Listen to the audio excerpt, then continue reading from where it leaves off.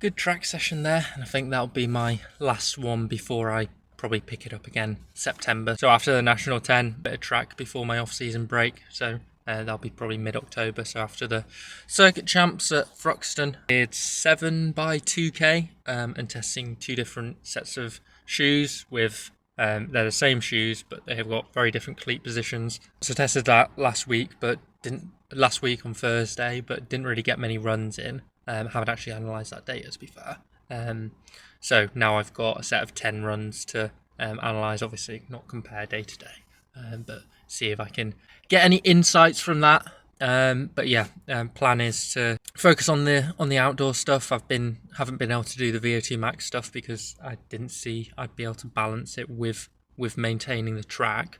But I thought it would be a similar sort of stimulus, but I feel like that's probably what's lacking, and maybe why I'm not feeling so as good as I was last year for the time trialing. So plan is to just get the solid outdoor training in over the next few months. So it's 1st of June today, so June, July, August, just get down with it to bring up the VO2 max, bring up the threshold, and hopefully get to a really good level. So I mean, I've done it before in 2024, 2025, so hopefully I can repeat some of that success. I think my aero's much better as well from the track stuff, so I've got that as a positive, but I just need to get the watts back. Really enjoy the track, and British Champs IP in February 2027 is going to be a big goal for me. But for the moment, I just need to give it a rest, build the fitness, which will help the IP for next year as well. Like, it all builds on each other, and a lot of it is just a raw fitness test, and so I need to get down and build that raw fitness. So yeah, head on down to Matt's, just finish off some stuff on the website, and then obviously taking a bit of a break from going and helping out at the shop. Looking forward to seeing what I can do with a good few weeks of training, and stay optimistic for good performance at the British Champs ITT, because there's no reason why not. Not quite panic training. Yeah, I just want to get 2 hard weeks of training in, taper week, and then British Champs and the National 50. Goodbye, Derby. I'll be back soon. I love you, really. The Hyperdrome. Good pep talk with Matt. We'll go get angry. Go fucking smash it. I'm actually properly keen for just really good 2 weeks of training, taper week, then see how we go at British Champs and the National 50. I had a really good training block in May. There's no reason why I won't bounce back to some really nice form. So yeah, we're cutting the track for a bit, train fucking hard, train harder than anyone else, and yeah, it'll be good. Okay, this is much more like it. So downloaded the No-Show Golden Cheetah app, and then able to back up my files directly to there. And yeah, the analysis tools from here are fantastic.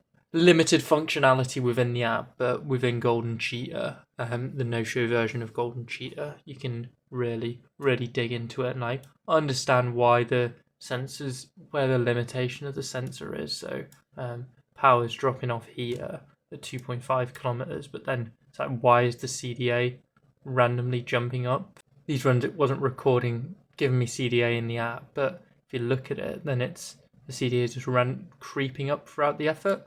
I need to establish those baselines, but yeah, this looks really interesting. So dive into that a lot, and stuff like this is the absolute roll. This is me going round the bend, so it can identify that. Lots of interesting nerdy stuff to be digging into. Okay, yeah, the gyroscopic. So this will be like 16 bends. Big shift on the TT bike today. Was ideally going to go to Hatfield, but the weather was looking absolutely horrific. It was absolutely hammering it down. Decided to get a session done on the turbo. Hopefully the weather's better next week. Like, if it was a bit rainy, then it'd be all right, but if you get absolutely drenched, I feel like the quality of the session would really suffer. Don't know what I'd wear for doing tempo threshold efforts out in the rain, to be honest, because obviously you're generating a lot of body heat, but when you get piss wet through, you can get pretty cold. So yeah, just opted to get on the turbo today. Also experimenting with more bicarb, loading that up. So 12.5 grams today, felt fine. and did essentially the same session that I would have done at Hatfield. 6 by 20 minutes, but because I'm on the turbo, not having to go back to the car for my squashies, able to just have shorter rest. So did like probably average like a 4-minute rest, 3 and a bit minutes for some of them, and then a couple where needed 5-6 minutes. But yeah, good stint. I did it at 320 watts erg mode for all of them. I was thinking I'll start at that and then maybe ramp it up, but that seemed about right. Heart rate was like 160 average. It's very humid today because it's been hammering it down. Still warm. RPE for that sort of session was in the tempo range. The power was towards the lower end of tempo. If I did that session at Hatfield, it would probably been like 350, 360 watts. I'm not very well heat adapted. That's a similar sort of stimulus to my 320 erg mode, which is like 315 from the cork. When I'm pushing against the erg mode, the cork reads a fair bit higher than the kicker, but then it would gradually settle down into being a couple watts below for the most part. But the reading's sort of similar. The range very similar to that in that VO2 max session I did last week before I got ill, or 2 weeks ago now. So yeah, good session that. Spin the legs out for a minute and then do some heat training. So gonna really ramp up the heat training, try and get 4 heat training sessions done this week, and I think I'm gonna be a bit more aggressive with them. Do a spiked effort at the start, like a threshold effort of 5 or so minutes maybe. Heart rate up and then drop it to zone 2. Keep the heart rate high, and let the power come off. I need to go downstairs, refill my bottles, get some bananas because already had 2 bags of squashies. But yeah, good stint. It was also really good because I've still got this saddle sore on my ball sack. I was just shuffling around way too much in the saddle on Saturday. Don't know, because I hadn't been on the TT bike for a couple of weeks, and I was overthinking it. I was trying to get more stretched out and wanting to sit backwards in the saddle, whereas naturally I should just be sitting forwards on the saddle. That's where it's better for my sit bones anyway. That's why I was slipping forward. Got this pretty bad saddle sore, which was painful on Sunday. Just been having to manage it, be out of the saddle as much as possible. It was okay at the track on Monday, but in the TT position, that's where it's going to be most uncomfortable. So managing that for today's session was really good. Like thinking about where I am to be as comfortable as possible. And I wouldn't say it's any worse now after 2 hours of TT tempo work, which is, yeah, that's really good. So yeah, being more forward on the saddle, but like planted on my sit bones, and also working on the out of the saddle work, like being in TT position and out of the saddle and seeing how to do that, how to get back in the saddle and be properly planted on the sit bones. Because yeah, I think that's super important for me, especially things like the National 100. For the 50, I just need to vary it up a little bit, just get out of the saddle once in a while, make the most of the corners where I can get into the base bar. I'm going to recon that course in a couple of weeks' time. So hopefully do my threshold session next week at Hatfield, then the week after that do my threshold tempo session at the National 50 course. So get 2 birds with 1 stone, get a recon done there. But yeah, spin out now, heat training, that'll be good. 3 hours, then do like another 30 minutes of heat or so. Good stuff. 30 minutes, 260 watts on the left-sided Asioma. That'll do me. Nice and cooking. A couple of weeks since I've done heat training, and I'm deciding to ramp it up, make it a harder heat training session. So let me just get off the bike. 5 minutes, 350 erg mode, and then just let that got me to 160 BPM, and then I was maintaining 160 BPM. So that's like tempo heart rate. I mean, it's what I was doing for the threshold session this morning. Because of the heat and the humidity, I'd say was also a good heat training stimulus. I mean, the core sensor values, it's a bit all over the place. I'm not using that as my guide for what heat training is. But yeah, I know that was a big stimulus. Haven't done heat training for a couple of weeks. And like I said, I'm planning on ramping it up. So tomorrow, day after, Sunday, also do heat training. So if I could do 30 minutes, 35, 40, 45, then next week I can be doing 50 minutes of heat per session and get back up to that. That'll be really good. And like I say, it's this harder stimulus, so I'm spiking the heart rate to 160 and then just letting the power come down naturally and maintain 160 BPM.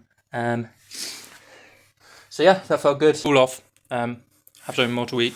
Lots of fluids. Get my proper meal in. And then more training tomorrow. It's good stuff. This is like the first day of right. Let's really go for it. So yeah, looking forward to 2 weeks of hard training. Another good TT turbo session rather than getting out in the rain. Meant to be drier tomorrow, maybe a bit of rain, but get out on the road bike and then get back and do some heat. So done, just coming up to 2.5 hours on the TT bike.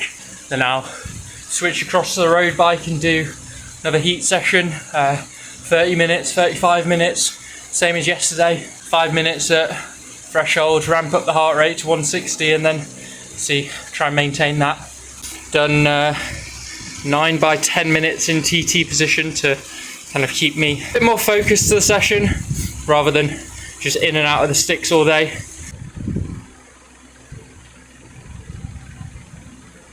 There we go. Good little ride that. Oh, that temperature's a bit off. 35 minutes at recording on the left side Dacioma. Same as yesterday. 5 minutes at 330 erg mode. Then switching it to sim mode.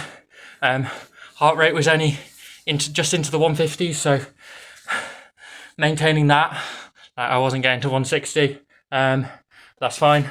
Heart rate varies session to session. I did get a lot of fluids in yesterday, but yeah, that was good. Bumping it up to 35 minutes. Sweating absolute buckets. Good stuff. Good session today. We're getting there, boys. It's good stuff. Oh, temperature sensor's still fucked on the Wahoo. These clouds aren't looking very friendly. Hopefully I don't get caught in too bad a downpour. Good ride that. Didn't actually get caught out in the rain at all. I mean, it was windy, wasn't warm, but yeah, stayed dry for the whole time, and yeah, just a good 3 and a bit hours zone 2.